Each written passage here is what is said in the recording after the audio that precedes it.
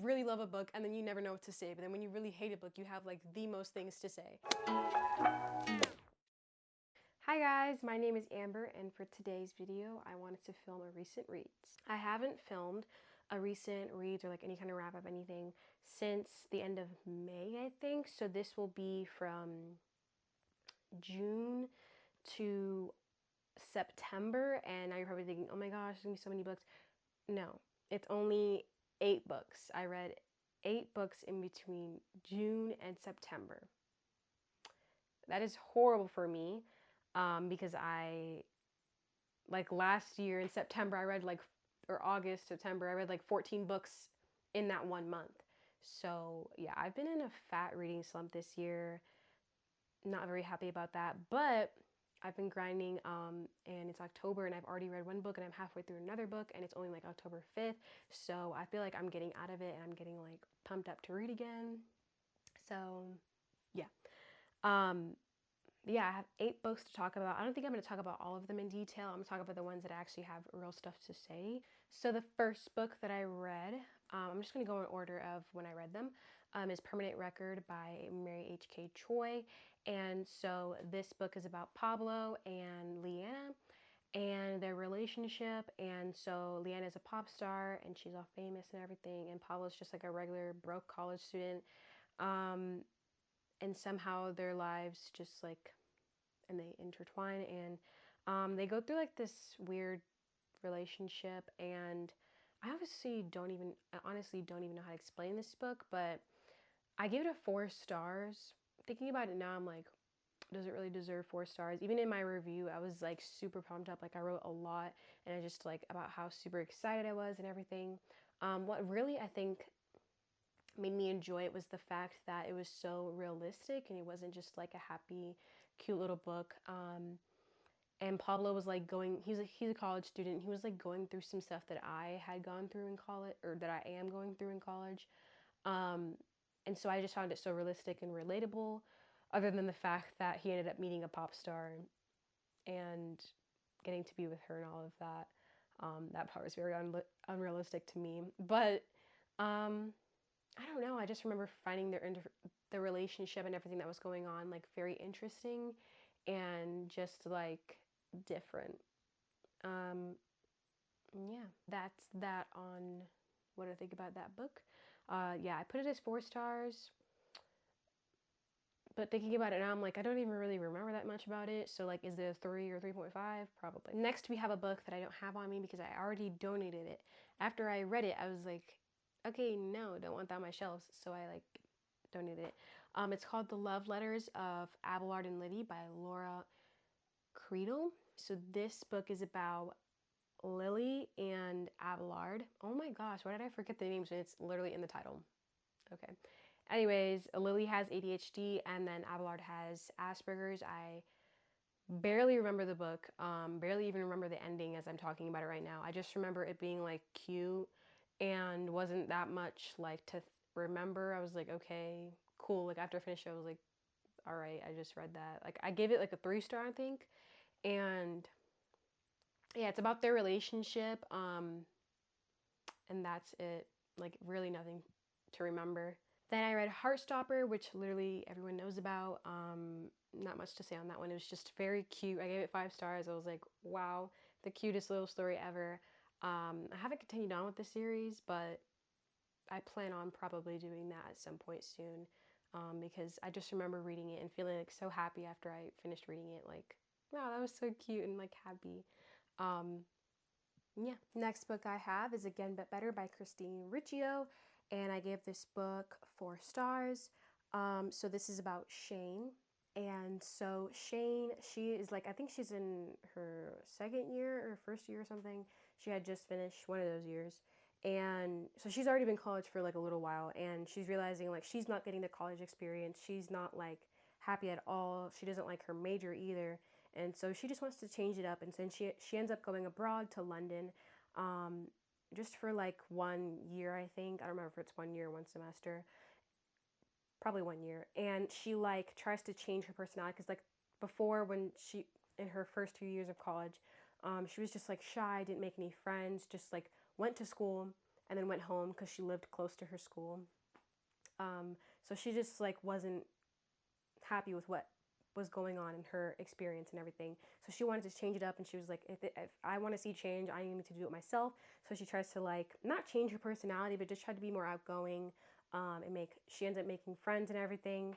And she tries to just like redo her college experience by going to London abroad.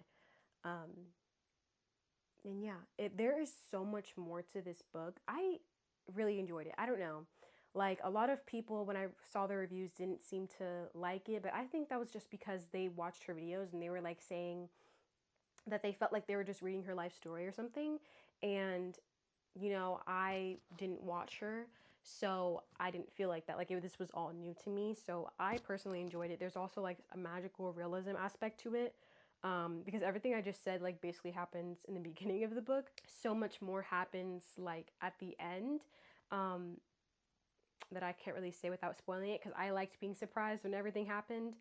But yeah, I personally really enjoyed this, so I suggest reading it. Next up, we have The Guinevere Deception, and I gave this 4 stars, and this is by Kirsten White. So this is about Guinevere, and so this is a little twist on the whole Merlin Arthur story. So it already happened. Like, it's a little fast forward because Arthur already like got the sword out of the rock, and he's king now. And so Guinevere, that's not even her real name. That's not a spoiler. Like, literally happens like in the first few lines. It explains how that's not her real name. She's going under a fake identity. She is the daughter of Merlin. I don't know if that's a spoiler. I really don't think that is a spoiler because that's like within the first few pages. She's the daughter of Merlin, and so Merlin, wizards and like magic and everything is banned from like the kingdom of King Arthur's kingdom.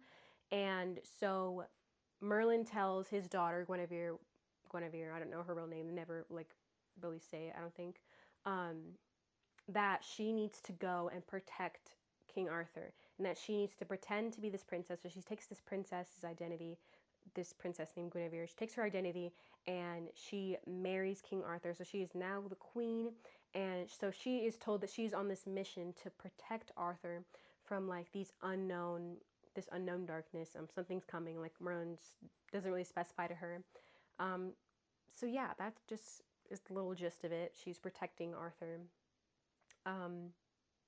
Yeah, I enjoyed it. I feel like I really wanted to read this because Boston reads books, I think that's what she's called.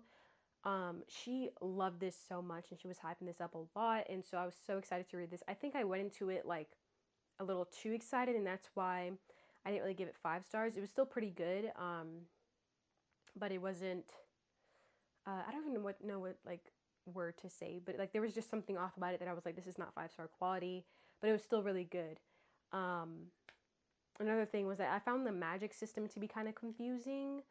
Yeah, I found a lot of little things to be confusing, but hopefully that'll be explained in the second book. I'm pretty sure that's already out, so I'm excited to read that. Like, I will be continuing on because although it wasn't like 5-star, oh my gosh, that was so good, I still like am interested in continuing on with the series. Yeah, that's my thoughts on that. Next book I won't really say too much about, but I read the Harry Potter and the Goblet of Fire by who shall not be named. It was really good. I gave it 4 stars, and yeah, that's that.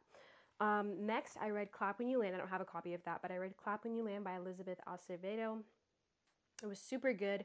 I didn't have a physical copy. I listened to it through an audiobook, which I really enjoyed because I like Elizabeth Acevedo as a narrator, audiobook narrator person. And yeah, I think she really embodies how to say things, and because it's her book, she knows exactly how it's supposed to sound like and how the characters say everything, and I think it just makes it way better, and it makes the reading experience way better.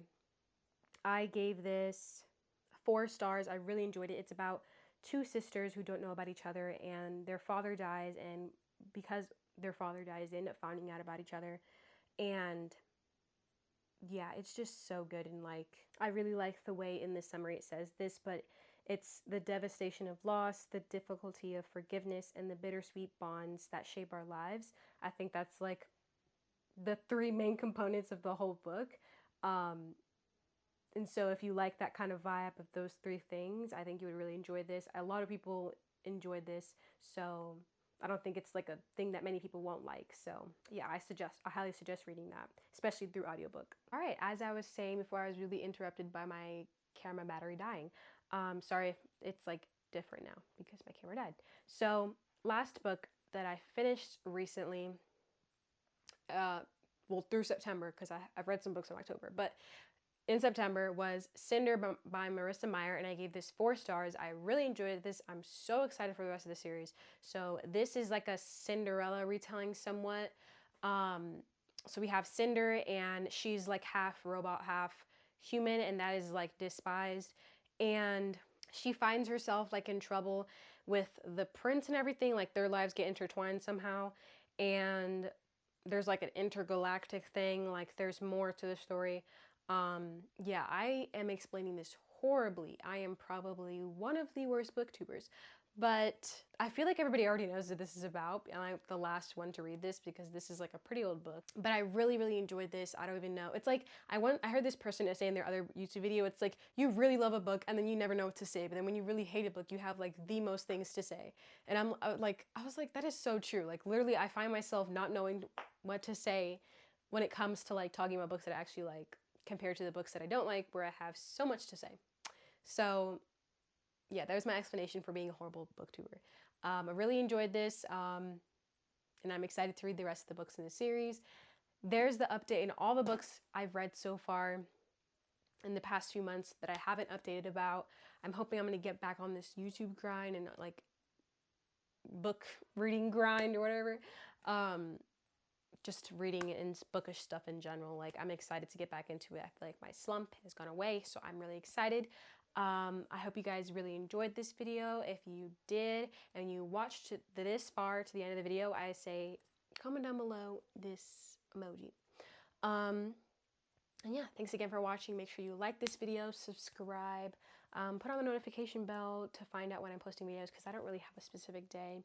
And yeah, thanks for watching. Bye.